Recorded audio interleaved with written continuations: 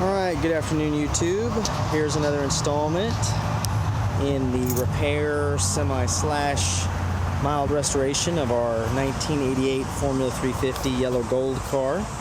I know it's taken me a few weeks, but I have a few cars I'm working on at the same time, so I got to get back to it when I can. So today what I'm going to show you real quick is, in my last video I talked about how the smog pump had seized up.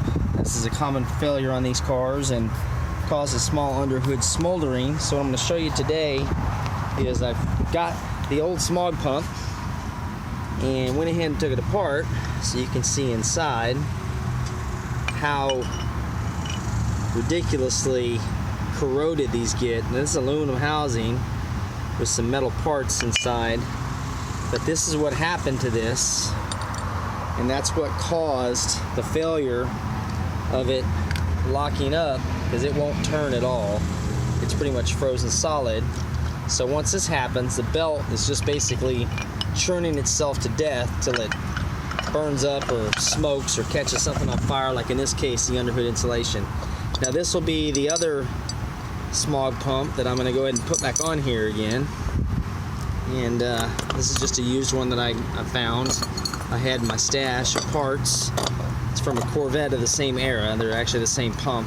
So this one's nice and free. It spins. For some reason, the pumps on the Corvettes don't have this same situation. I don't know if it's a problem with the location of the Firebird's pump or the heat. I'm not sure what it is that causes it. But don't seem to see that same kind of failure mode rate on the Corvette. So we'll be working on that and putting that back in. I'll have another video for you on that when I'm doing that one. And here I'm going to show you some other little things we're going to be playing with. This is an original GM battery cable here, and for some reason, their infinite wisdom, they designed these battery cables with a cable with a lead coming off of it to the alternator lug, where the alternator is recharging the battery.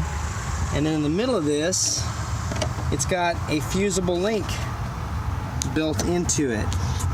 So, and then off the fusible link, it has two different wires. This one controls the cooling fan, and this one controls the ECU and some of the other features, mass airflow relay and things like that. So this battery cable I suspect is bad because I'm getting a voltage hit as the car's running. It's dipping really low, and I'm pretty sure we're going to have a bad battery cable. Now the bad thing about this is, for some reason, nobody makes a correct battery cable for this car like it came out with back in the 80s. Nobody makes a correct reproduction or anything, so I'm going to have to probably make my own battery cable, so I'll detail that later on. And the other thing we're going to be working on in here is, I noticed when I got in it, none of our chimes were working at all. So not even the key in the ignition, the headlights on, things of that nature. So the first thing I've done, even the seatbelt warning chime wasn't working. So the first thing I did was pull the module down, or pull the connector off of it, and hooked another module. This is a dimmer control module. This controls a dimmer function on the cars. It's kind of a little heat sink module. I know that people talk about them a lot. So once I did that, plugged it into a new module, all of a sudden, yes, it started working. So got that feature fixed. I'm going to have to dig into the steering column for our other piece that we're going to have to fix, the headlight or the key in buzzer. And then the seatbelt buzzer I'm not really concerned about, but I probably will play with that later. So just wanted to give you guys an update on what I'm doing with the formula here.